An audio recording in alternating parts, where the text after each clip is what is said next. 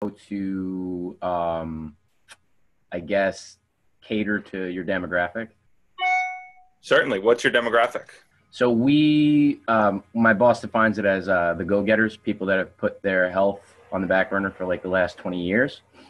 Okay. And, they don't have, much range of motion. They're feeling pretty, you know, uh, I guess not very confident in their ability to move. And, they have just a lot of emotions wrapped around, just getting on the ground and doing things, that they would normally be able to do in like their mid 20s, like, early 30s, but now they just can't really do it so much. Okay. You said your boss defines it as such. Do you believe in that? I mean, is it... Yeah, well, no, yeah, like I didn't want to it was mainly like I didn't want to take the words and then put it in my own wording. I tend to misconstrue that, so I just wanted to use the words that he had used. I do define it as that. Now we don't necessarily have every person that is like that, but I would say probably 75% of our people that come through the door are in that position in life. Sure. Yeah, and I think that one of the big mistakes is people trying to kind of maintain several identities on social. Mm. They say to themselves, 75% of our clients do this, but we do have this handful of people. Let's make sure everybody gets attention. And Mhm. I think that's a big mistake. Right. Uh, so what platforms are you guys active on right now? So right now we use Facebook as our main source, and then we have an Instagram, and that's pretty much it. And obviously things like Mailchimp and just lists of leads and anything that's generated from Facebook lead wise. Okay, got it. Do you feel like things are going well? I mean, I think things are going steadily. I think obviously we could always, go about it a little bit more rampant. Um, I would like to see more people come through the door more often, but right now I think we've got a decent handle on, everything that has come about thus far. I guess more for me, I'm just looking at what I can do personally and professionally to drive home more of the message. Sure. And is the message coming specifically out of your own social account, or is it coming from your employers? It's from the employers. And are you managing the account?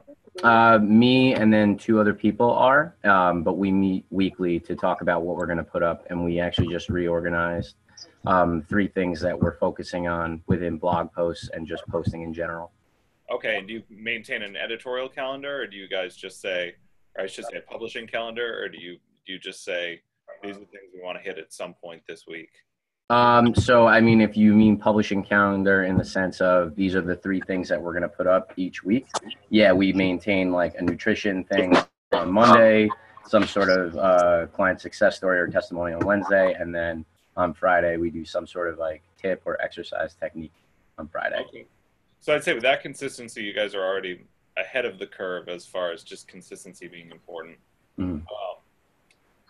For the, I guess, the voice that you're using, how would you categorize it? Do you think you guys are effective? What do you feel like the biggest hole is in your social media game? I guess maybe trying to again define, what we're about more specifically and how this can help people. I feel like people see a lot of things on the internet and they usually go towards like the glamour, and maybe we don't necessarily do enough of that. I don't know really. I'm not very well versed in social media.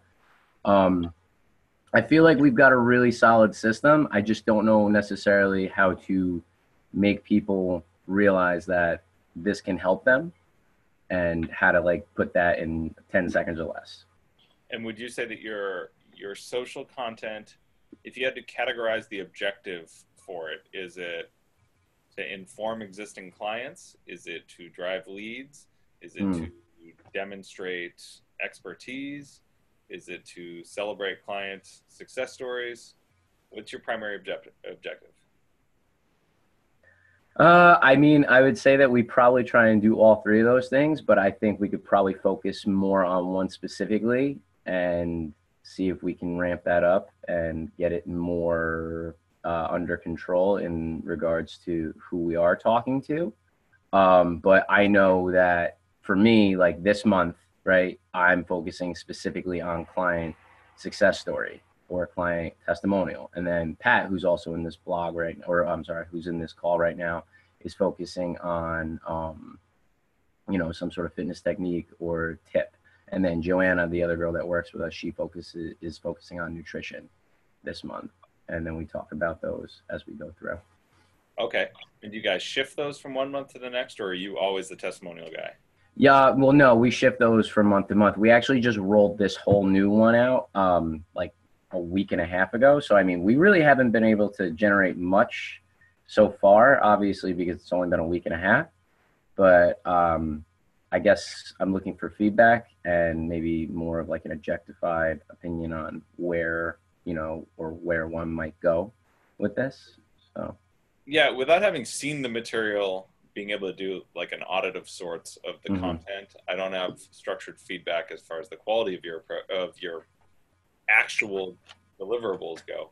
But I really like the fact that you guys have structured kind of accountability or specific roles for each other, be it revolving format or a long-term format. I like the fact that you've standardized what days of the week you're publishing. I mean, maybe not so much on Facebook, but if you are tied into the Instagram thing, I think it's worth making sure it's a business account and paying close attention to the analytics as far as what time of day your people are on there and when they're engaging with posts the most. We do look at stuff like that, but it seems like you guys have your ducks in a row to a certain extent. One of the things that I really like, and obviously my insights are always pretty clearly influenced by what I'm reading at the time. But the book I just read was Building a Brand Story, which I found to be pretty good. I know a lot of people on this call have read that book. I've heard it from other people. But I think maybe the biggest area for opportunity in my business, and probably a lot of yours, is that we don't pay enough attention to the importance of making the client the hero. So we do a whole lot of showcasing our space and showcasing our expertise without always showing the buyers that this is about them and not us. So again, I haven't seen your stuff, so you very well may be really good at that, but if you're not, you'll know right away just as you're hearing it, and it's kind of revising your approach. The other thing I would say is that there's a really awesome one of the kind of things that caught me by surprise in that book that I didn't expect to take away from it was a really good 5-question template for how to construct the perfect testimonial from like a storytelling perspective. I thought it was really cool how they structured it. Kind of, it could be utilized in a written format testimonial or a video. I think they made it specifically for video, but it's worth checking out. I can track it down if I need to for you guys to off a call. And that was in the book, or was that an online? That was in the back end of the book. It was like the last chapter, how to assemble good testimonials. Todd, you got it? I got it right here. Does it ring a bell to you? That template? I remember it was like the 5 questions you need to ask to construct a perfect testimonial. It was like, I got it right now. You want me to read it? Sure. I mean, I thought it was really good. Yeah, I'll read it right now. What was the problem you were having before you discovered our product? So service, whatever. What did the frustration feel like as you tried to solve that problem? What was different about our product? Take us to the moment when you realized our product was actually working to solve your problem. And tell us what life looks like now that your problem is solved or being solved.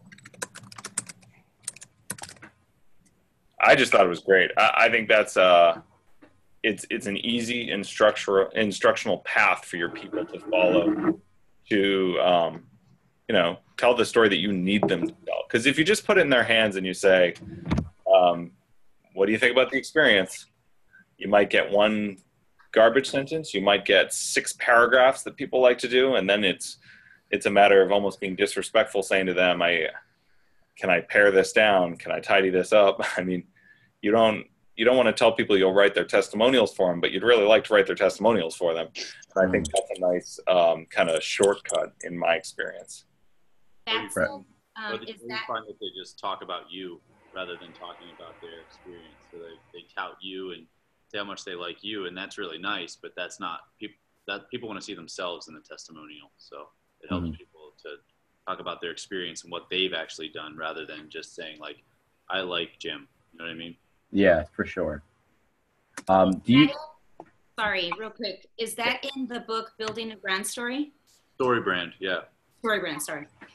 Same deal, or at least that's what mine was called, building a brand story, or building a story brand, yeah. Okay, cool, thanks. All right, cool. I think it's Donald Miller. It is. I have since sent it out. I have sent that series of questions out to a handful of kind of former consultants, asking them to pull together those answers for my own site as well. Because,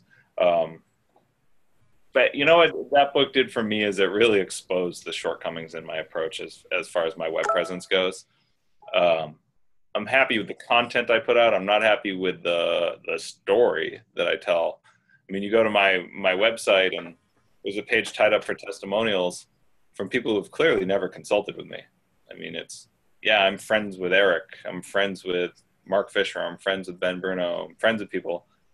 I've just got names saying nice things about me that do not tell any story at all about my capacity to help people improve their business. So it was a little enlightening to see how flawed my approach was. It definitely is. It comes across as very self-centered as opposed to being about the people I want to help. Okay.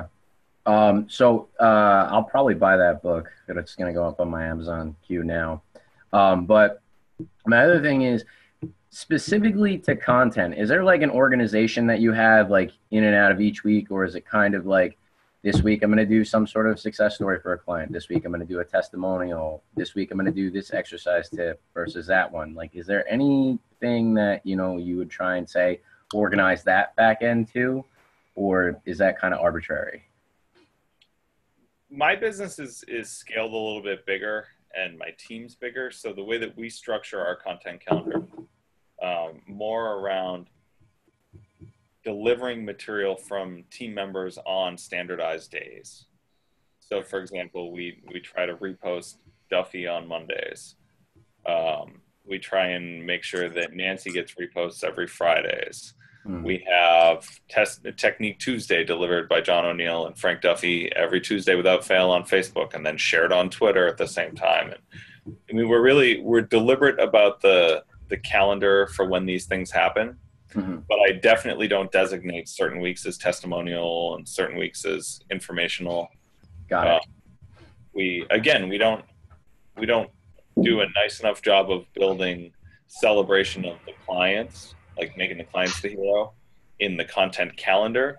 But I think we do a really nice job of it in our Instagram story and our kind of impromptu Instagram publications. I think those are all about the client.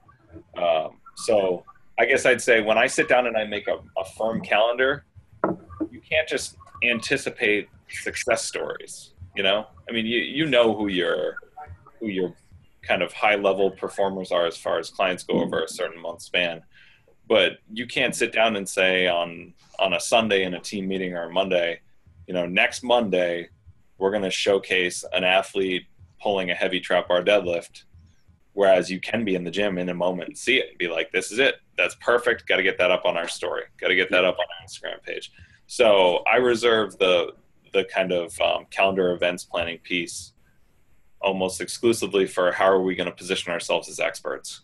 And then the rest is an ongoing process with daily publication. Okay. Again, and I can't emphasize this enough. I don't ever want to position me or my colleagues as social media gurus.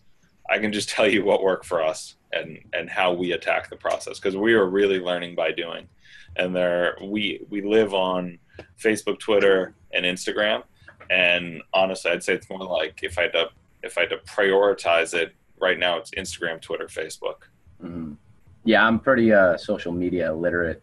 I've just been sitting in a cave for like the last 20 years. So I'm like branching out now, trying to really get it going and understand it and just gear up so that it's more in line with what we need so that we can get more people through the door and help more people. So Well, I take comfort in knowing that the last 20 years are irrelevant because social media is only 10 years old. That's very true. Good point. So it's new to me. It's new to you. I mean, we tried to do Snapchat for like 6 minutes, and then we were like, wow, we're really old. It's time to not do this anymore. And I've got this Snapchat account that's accumulating followers, and we don't snap or whatever. Post snap, I don't know what the hell it's called. It's there, but we don't use it. Yeah. Does anybody else have follow-up insights, social media takes? I know all of you were on there. Some of you are probably better than us on it. How do you guys feel about like the Instagram stories? Because I've never even approached it. I mean, I'm probably even less educated on Instagram. I barely started posting anything just to even start posting, just to lose the little fear that I had of it. But I'd love to start. I don't want to just do what everybody else does and just be like, a picture of me, and then the time goes by and I'm like, that was pointless. I could have seen that on your pictures, you know? So how do you guys feel about that? Are you talking about stories or actual posts? Like the little Instagram stories that you could click on. Okay. And see what, yeah. I mean, really, it could just be anything that your clients are doing that day that you want to highlight. I love them. For starters, they don't require kind of, I would say, the attention to detail or kind of the fine-tuning touch that some of the stuff that goes up there and just lives up there. Since this material expires or disappears after 24 hours, I'm not saying make bad decisions and say controversial things, but I am saying that you don't need to create a polished product. In fact, I feel like stories kind of celebrate a rough around the edges product, and they don't require that you follow brand guidelines. So if you were to ask me, like, how do you deal with Instagram posts? I'd say, well, I want you to standardize the filter or filters, the handful of them you use similar font if you're going to put captions on there. Concern yourself with branding on the static pictures that are going to go up and stay up, so that as people are scrolling through their feed, they see a post from you and they say, oh, of course, that's a post from Ruby. I know that one. I see those ones all the time. Whereas with the story, I think it's like an invitation to go off script and use the ridiculous captions and use the hashtags and use the location information and use it as an opportunity, from my perspective, to bring clients inside of your day-to-day. It does not, it can be garbage. It can be to show off your personality. I mean, I think it's a great way to humanize your business. And the thing I've noticed with the stories is that they prompt a lot of direct engagement. Every time we put up a story, we get direct messages from people. Whereas if I put up a post, I'll get 1 or 2 comments and maybe we'll get a couple hundred likes, but it doesn't spawn engagement, like real authentic engagement. But every Instagram story creates 1 to 10 direct messages from people for us. And those create more value if we're timely in our responses. That's awesome. I think I could be better about using it with my personal account. Like I never use it. And the other day I was traveling and I was sitting in the airport and I was like, you know what, I'm going to put up a couple Instagram stories. And it was 6 hours before anyone in the States was even waking up. And I landed and opened up my phone to like 18 direct messages and people asking, you know, a lot of like the I've been meaning to reach out type deals. And that really caught me by surprise because people don't engage with my social that way typically. And there it was. It was like, maybe it was refreshing that they had never seen a post from me before in that sense, or they hadn't seen me use stories a lot, but I realized they make a big impact if you're trying to get people to discuss what you're doing with you in some capacity. That's awesome. I just, if I can offer 2 cents. Guys, it's Bill Rahm. I know my phone's just saying G5. Hi, Pete. Hi, Billy. My girlfriend runs a social media account called Softball Lifestyle 101. She also runs another one called Baseball Lifestyle 101. Baseball Lifestyle has 500,000 followers. Softball Lifestyle that she started a year ago, it has 100,000.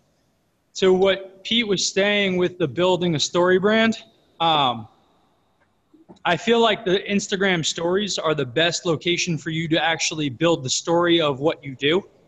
And like he's saying, that's where people want to interact because they feel like they can send you a direct message. Whereas when you talk on, you just put your regular post up, sometimes that's just more impersonal. They don't feel like you're talking directly to them. And if they comment, it's public.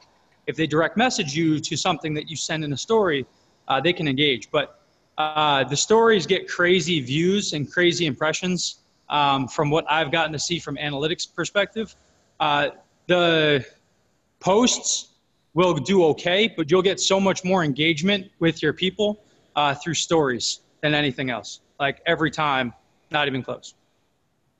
Just my 2 cents. If you can get your following up over 10,000, you can start to use that swipe up component. And if you've got blog posts or things that you want people to engage with, and that for us drives a lot of blog hits, and things of that nature. It's just a matter of getting to that 10K figure to tap into that model. Can I just stop in here? Outside of social media, I was wondering what you guys use in terms of marketing strategies. Like, what's the best return on investment that you've seen outside of just social media? We're at a pretty small gym, so we want to make the most out of our marketing dollars that way. Do you count Facebook advertising as inside or outside of social media? I guess I'd count it inside because we just started using it, and like, I don't monitor that personally, but I know we just started doing that. And it's been pretty successful so far. Yeah, I mean, I think that's the best bang for your buck, regardless of modified algorithms. Right. People bitching about it. But outside of it, we've had, from a word of mouth perspective, in our first year of business, we put a t-shirt on every kid who paid for an evaluation. And we quickly were in every locker room and on every field in the area and in the state. And so that was an investment in marketing dollars from our perspective.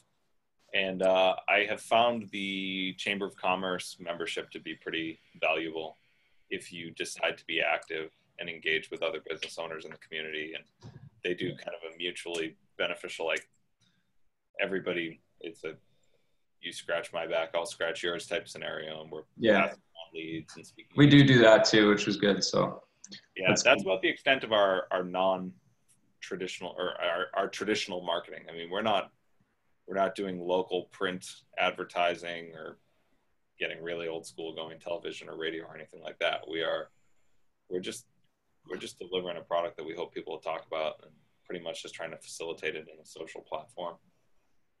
The reason I asked, I guess, was just because we're in Canada, so we compete with Good Life, which is kind of the big box gym. And then all through New Year's, I kept seeing all these flyers come out at my door.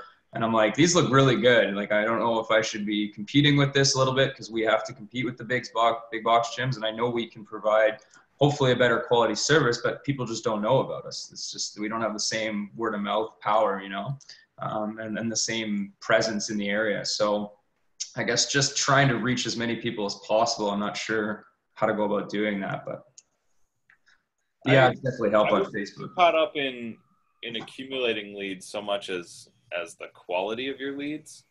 I mean, remember this, we started with 0 clients just like you, and we started with 0 brand awareness. We were in a 2,000 square foot shithole. And we never said to ourselves, how much money are we going to designate toward marketing this month? And how do we want to break it up?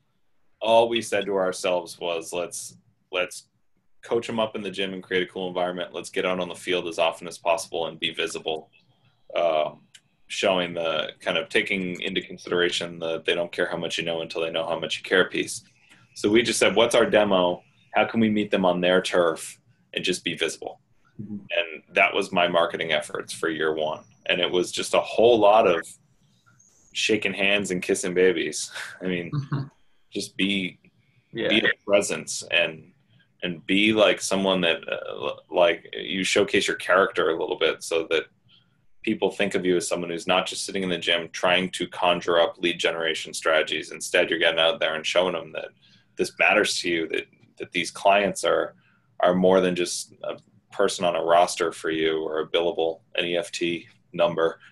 And we just didn't we didn't concern ourselves with marketing until late in the game when competition started to step up, and then we needed to try and kind of retain market share.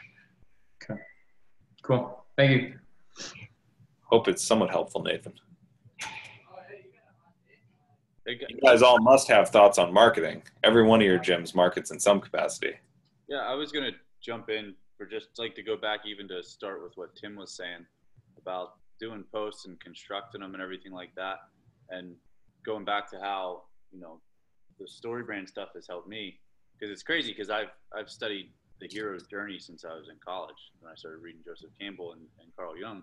But like to boil it down into something that's so actionable is it's pretty profound.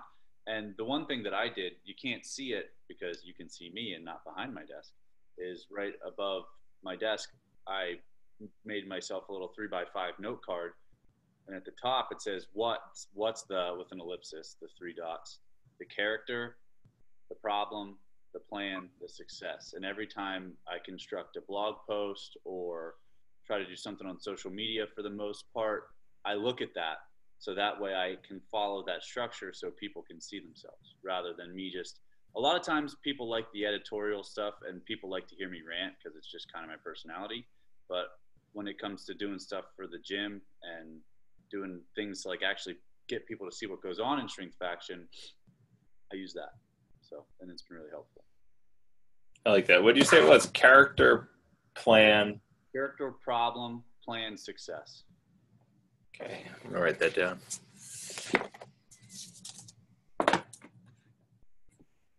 So the character is obviously, you know, your client. What's their issue? What do they see? How are they going to see themselves? What do they have to deal with? What happened to get them over that hump? And then what was the ultimate success that they achieved? So that's been pretty helpful. Structure. I like it. Other people, thoughts, questions, comments? I do. Yeah.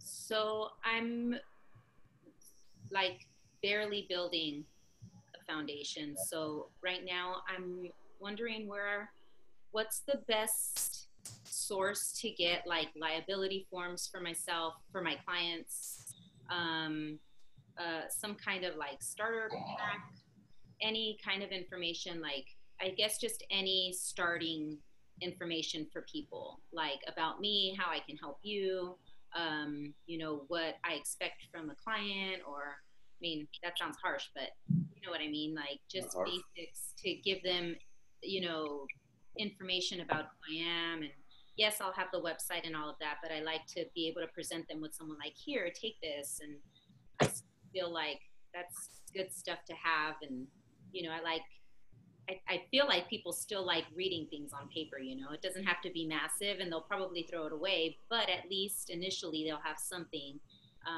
that means that I've put time into it. Or so any sources or anywhere I can get stuff like that, or do I just have to, you know, create it?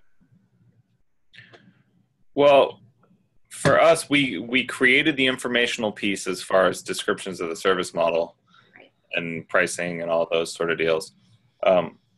We leaned heavily on kind of mentors in the early stages as far as legal paperwork and documentation, like waiver forms, as you mentioned.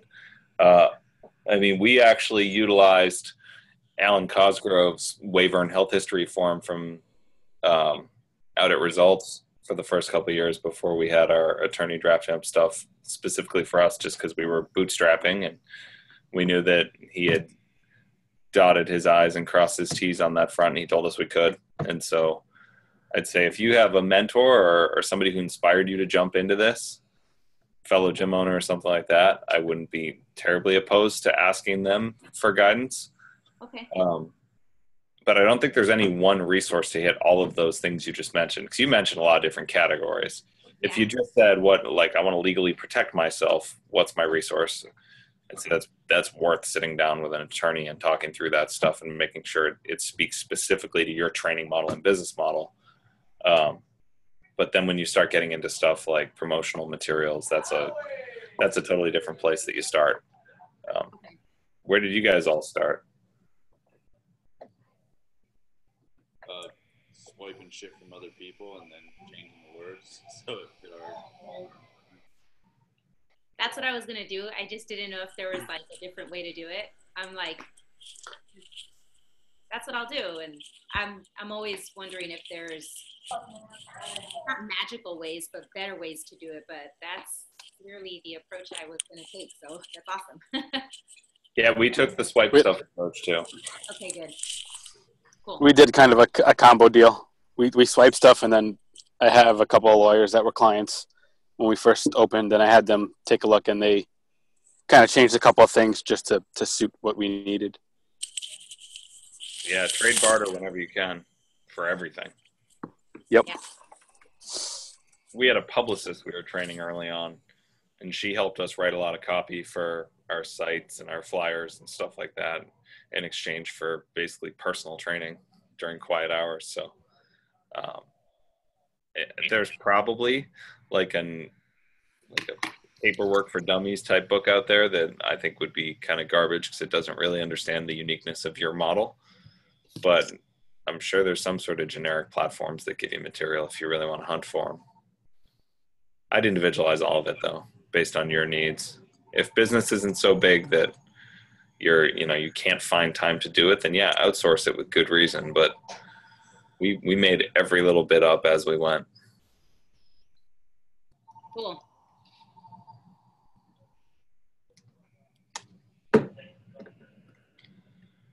Other questions? I have a question. So we just found out that our building is for sale. Has anybody had any experience with what would happen if the new landlord came in and wanted to kind of kick us out or anything like that? It's not an awesome spot to be in. Yeah. I've had experience with it. I'll tell you this. I participated in this kind of reality TV show thing this year. Recording. Yeah, I saw that. And on one of the episodes where I got to engage with other business owners in it and listen to the consulting cues that Robert Hirschbeck was giving to other companies. And one of them was this barber shop. And they had this kind of cool little artsy barber shop, maybe like 800 square feet of space. And the guy had been paying rent on the space next door and not using it just because he didn't want it to get away from him, but he didn't have the money to pay for renovation build out on it. And they were like 80% of the way through the filming for his episode for this season. And they showed up one day and there were just padlocks on both doors. And he just, or I should say padlocks on the vacant space. And they were getting ready to close them out of the second one. And he just got a notification from the property company that said, hey, the landlord's decided that he doesn't want a barbershop in the building. He's going to condominiumize the whole place. Here's your eviction notice. And he had to move his business in absolutely no time. So I wouldn't be kind of reactive in this case. I'd be extremely proactive about the process. For example, we caught wind that our building was on the market this past spring, and we had a renewal set up. We're going to be renewing our lease by September 1st because that's when we needed a new lease.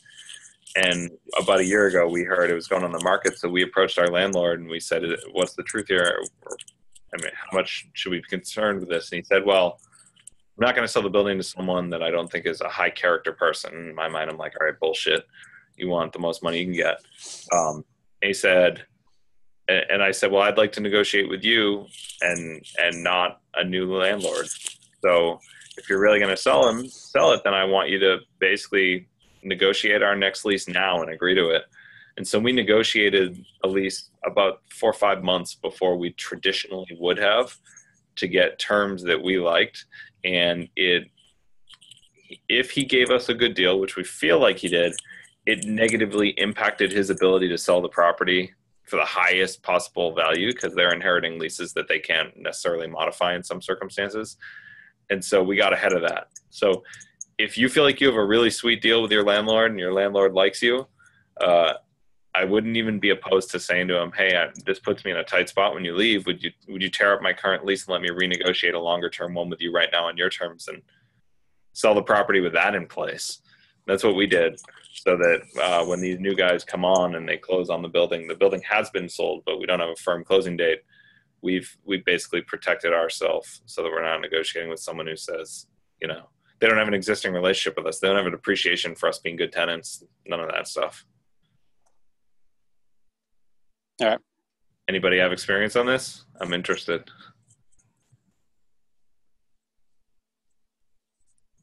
None. Hope that helped, Coop. Yeah, that helped. That gives me some ideas of what to start thinking about. Where are you at in the lifespan of your lease? We finished ours were like 3-year terms, so we finished the first year and we're almost wrapping up. We're like more than halfway through the second group of 3. And has the building sold yet, or is it on the market? It's on the market. Yeah, I'd get ahead of that discussion. Yeah.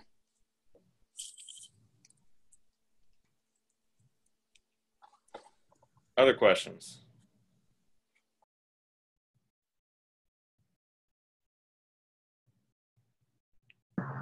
All right. I don't know if it's uncouth to ask 2 questions in a chat, so I apologize, everybody. But I'm a newly appointed personal fitness manager, and I'm quite young and have very little experience.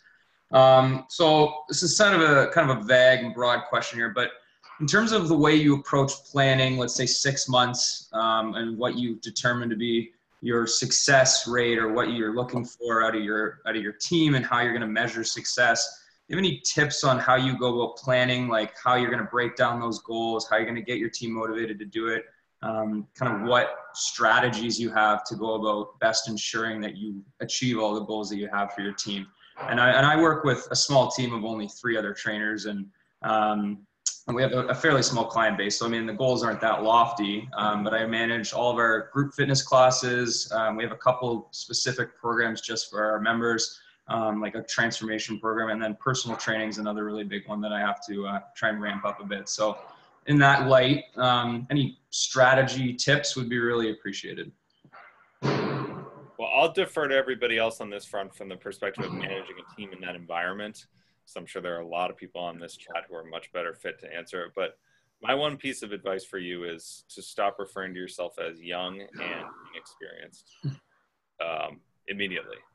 Because there wasn't a moment where on this call, fielding your first question or this one, I thought to myself, this guy Nathan is green. I didn't think that. So yeah. Why are you putting that in anyone's head, us included? I'd get into the habit of owning that role and just walk into it with the mentality, I'm here because I deserve to be here. And they assume that to be the case too, because conviction and body language is everything. Don't be the guy who tells everybody in the room that you're learning on the fly, you're new to it, because that's just unnecessary vulnerability. No, yeah. And I was lucky enough that they kind of eased me into the role over the last year. So I've been given a good taste of what it's like. And then people know that it was coming. It was just a matter of kind of putting an official title to it. So definitely not like lacking in confidence. Like I feel confident enough. I just was, looking for, I guess, some wisdom, if you will. Sure. Yeah.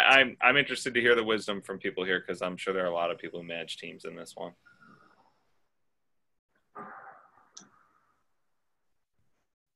Nobody has helped set goals or manage expectations for a big box gym or one that's competing with a big box gym locally. I'm riding solo here, guys. Sorry. I got an answer.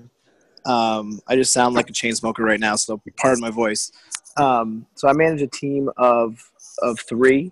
The first thing I did was meet with everyone. This was at the end of the year last year, early December. Meet with everyone and kind of outlined where the areas of growth were in our business, and then met with everyone individually and kind of piggybacked on that and talked and asked about where they saw the growth in their own individual business and then how those tied together. Something that I took from Pete as far as, I think, Pete, you talked about this early 2017 about how your coaches kind of build and develop their own brands within a brand and use CSP as their platform. We've kind of taken that same idea and rules and guidelines and whatnot, and use that to kind of embrace each other's goals, and also kind of help see how those individual goals tie into the larger, greater good of our health club that we're in right now. But that conversation kind of spawned a lot of smaller individual goals, quarterly, monthly, whatever it might be, in different avenues that really weren't even options initially presented by me or the coaches, but just kind of came up organically in conversation. So that's just kind of how we started facilitating the conversation as far as goals go. And there was a lot of ownership on everyone's end for that, and it was really positive. So I don't know. I'm sure Pete has some stuff on his blog about that, but that was a huge help. Yeah, it's a unique model, obviously allowing for personal brand development. And I think if you want peak performance from your team and you're employing that model, your goal setting and kind of objective outlay should be more about what's in it for the coach than for the business. And so if they feel like we are immersing ourselves in kind of their viability as a personal brand and helping guide them through that process, they feel inclined to go a little harder or further for our business as a whole as well. So I do more meeting with people to talk about kind of their own personal development goals than about what they can do to build CSP, because I know that if they do develop personally and they become a contributor to the industry from a thought leader standpoint, that I'm going to be able to leverage that very effectively to drive things around CSP. And they don't need to necessarily concern themselves with that all that much. I just want them to be as sharp as possible when they get on the training floor, and motivating them to be better personal brands kind of seems to drive that.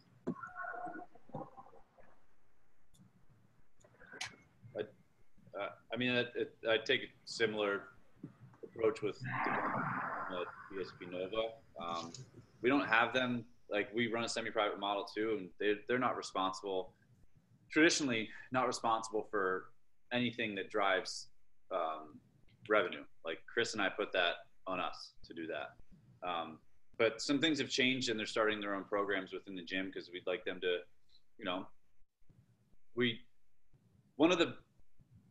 our biggest focus is development as a human being.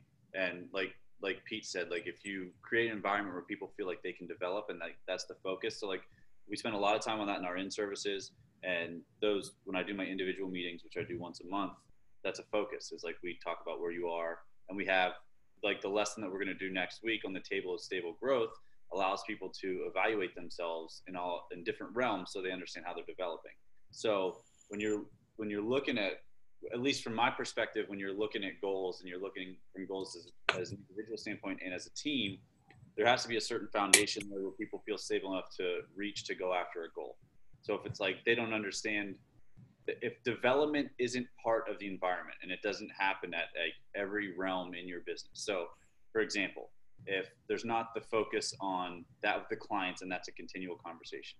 If they don't see the business owners continually striving to develop and develop the business, and doing that within the how do I want to say this?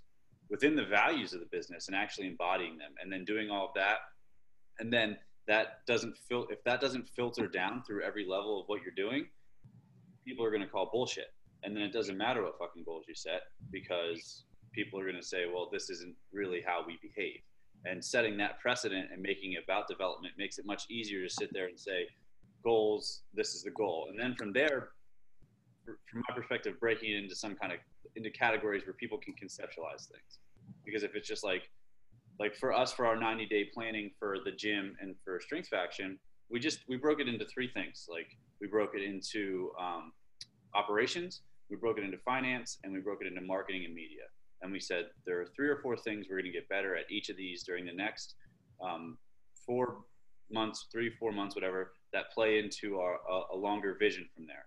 And then we broke it down into how we can act on those. Because if you don't have some kind of way to conceptualize those things and keep them separate, everything just muddles together and you can't make decisions, right? Because everything's going to seem important then.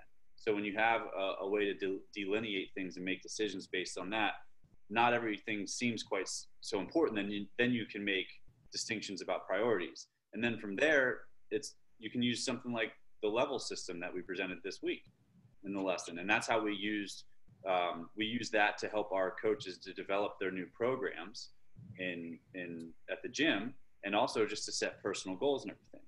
So it's really just, first, do you have this environment that screams like, yes, this is what we do here? And then the second thing is just a simple structure that allows people to do it, and then always keeping it part of the conversation.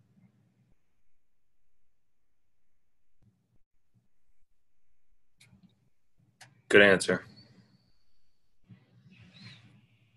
I think one of the pieces of feedback I get from my full-time team when they're discouraged or stretched a little thin is that they feel like they've stopped learning in the environment. And so sometimes we get so caught up in educating interns that we don't challenge the team to get better or try new things. And that's a really, really common piece of feedback. So in those circumstances, we usually circle back and schedule some staff-only meetings and start to think about kind of what the full-time coaches are getting as far as their evolution as coaches go. Because it's very important that our interns be really solid and they're a big forward-facing portion of the business, and they have a lot of engagement with clients. So we can't afford not to concern ourselves with them being rock stars coming out of it. But it does happen at the expense of the team feeling like they've made progress sometimes for months at a time if I don't pay attention to it, or if John doesn't pay attention to it as he's coordinating curriculum and things of that nature. So that's a big change we're seeing here in the next 3 to 5 months is staff member oriented personal development, not like team plus interns. Yeah, we separate it out, and not everybody has this kind of free time, or just can, I guess, segment their time the way that I do. But the interns are part of our team process, but also I do a separate in-service with them away from everybody else, and then that just follows the curriculum that I made up based on where I think that everyone should start and where they should finish after going through our program. Sure.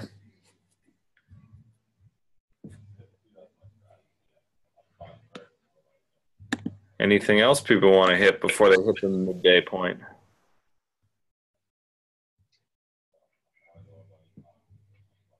I got one. I read or listened to Power of Moments after you recommended it, and I was just curious, like, what are things that you implemented in the gym after reading it, and how has that been working out since you have? The only real definitive change that I've made thus far is that we've thought really strategically about day one for both interns and employees about getting away from that dump them in a cubicle. And, the reference they made in the book was you get put in the cubicle, someone from HR comes over and dumps something on your desk and says, read this, someone will be back to find you.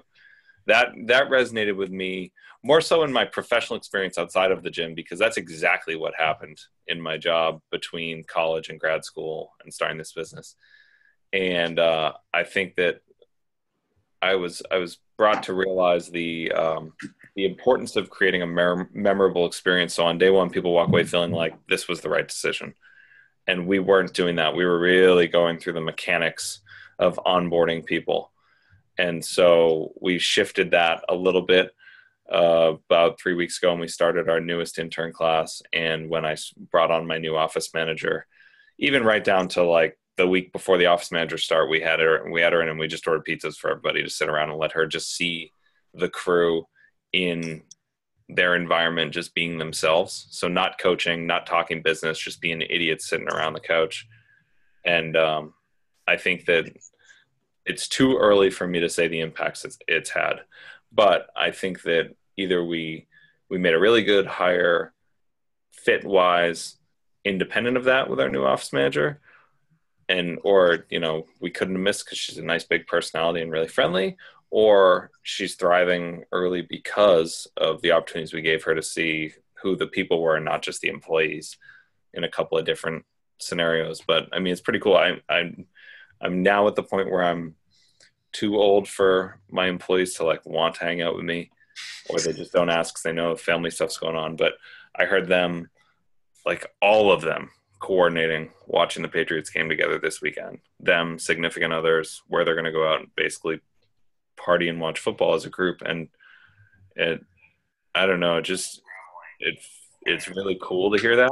And I don't feel bad about not being kind of privy to the inside track on that, because there's definitely got to be a line between boss and friend.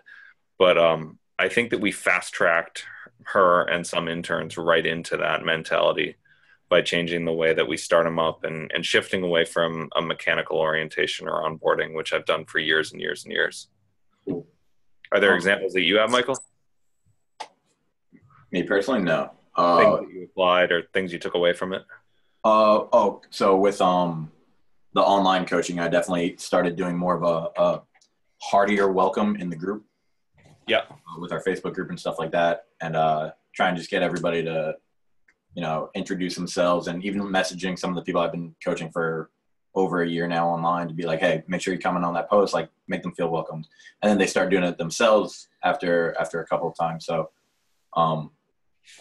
that's the big one online. In person yet, I haven't really done anything.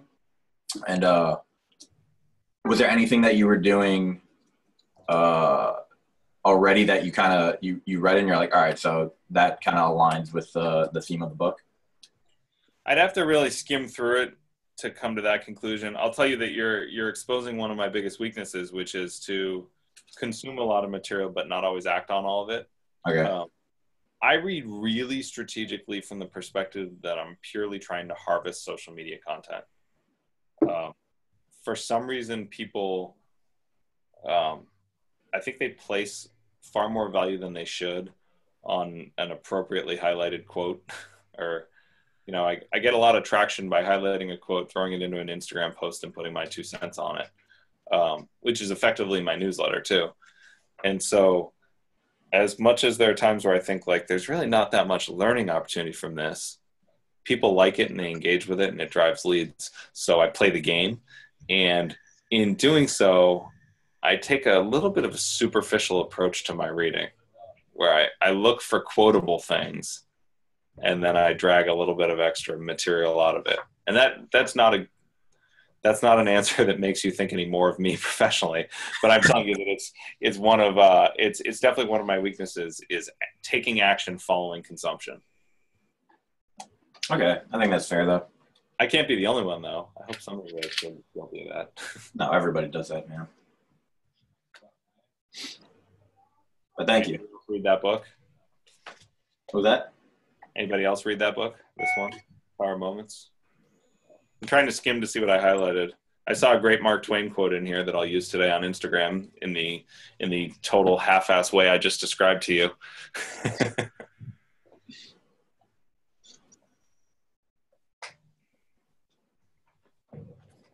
Nothing. Anthony, you were friendly this weekend and you chatted up. How could you show up for the baseball mentorship, chat our ear off, and not ask one question on a Q&A? Well, I guess you answered them all for me at the presentation. But no, I mean, I'm just trying to, I guess, from a business building professional, I'm just like going to the seminar, or really any seminar, I always try to take what I learned, write all the stuff down, and try to implement what I need to right away, and then let other things kind of digest and see what I take away. And I definitely say if you didn't go, you missed out. It's probably one of the better seminars where I felt like I knew everything, but I didn't know how to implement it. And, from like Eric, Christian, and you, like just listen to you guys, how you guys talk and, how you guys go about things. It makes you think, like I could do that too, in essence, and I definitely enjoyed my experience over there. The only thing I probably wrote on the feedback form was that I wanted a little bit more of Pete in there. Yeah, I'm an afterthought on the mentorships. That's an arbitrary presentation on our business model that we just kind of threw in because we realized I was getting bombarded with pricing questions every time we did a mentorship. So we started to mix that in. I've never seen attendance for that optional presentation on the level that what we had last week. Usually we get 8 to 10 or 11 people, and I think there was almost all 30 people in the room. So that was a nice change of pace. All right, people. If you think of things that you want to hit, I am looking for ideas for a video for next week. So I'm happy to specifically target content that you'd like to see covered anytime, assuming I have reasonable answers. Todd, anything? Closing thoughts? Who's tonight's Q&A? Tonight is Jody Carter. She's a CPA, so she's going to talk to us about helping us because a lot of us have fluctuating incomes in this industry. Not everybody has the luxury of salary or just knowing what's going to be coming in. So she's going to help us with that, and she's also going to talk with us about having money conversations with clients because that's usually the biggest objection. And also she's got some kind of academy, some money management academy that she's rolling out, and she's going to talk a little bit about what that is. So, cool. should be good. It'll be interesting. That's for sure. Yeah, there's a lot of value there. We brought our accountant in for our business mentorship. It was a well-liked piece of the puzzle. It's one of those dark areas that everybody's afraid of, and then so you get a little illumination. You're like, okay, well, it's not that scary. I just got to do this. But it's one of those things that you got to know a little bit about at least. So. Cool. All right. Well, let me know how I can help all of you in the future. Thank Talk you. to you in a week. Yeah, man. This was great. Thanks, guys. Thanks, Pete. Have a good Thank you. See you guys. I'm ending the meeting now, everyone. Bye. See you later, Todd. Yeah, okay.